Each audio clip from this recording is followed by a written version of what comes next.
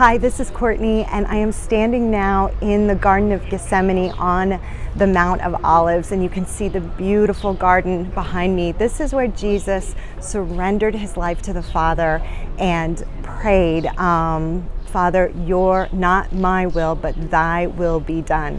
So I'm going to read from the passage in Luke where Jesus surrenders his life and subsequently will get arrested here by Judas.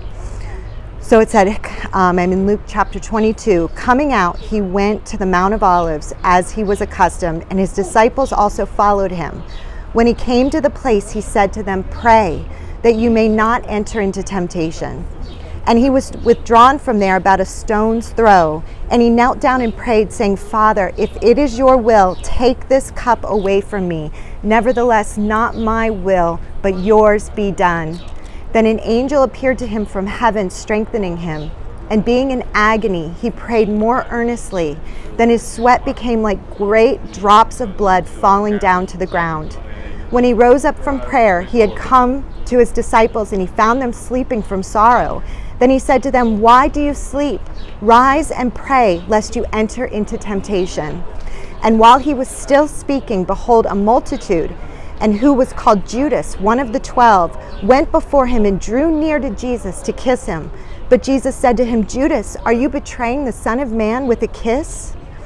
When those around him saw what was going to happen, they said to him, Lord, shall we strike with the sword? And one of them struck the servant of the high priest and cut off his right ear. But Jesus answered and said, permit even this. And he touched his ear and healed him.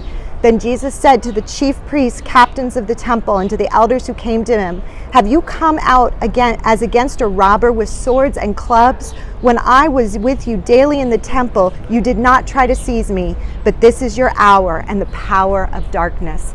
This is where Jesus won the battle here and surrendered his life because he had the opportunity. The Father gave him the choice to lay down his life and take it up again. And here he surrendered his life and said, not your will, Father, but not my will, Father, but your will be done. And he went to the cross.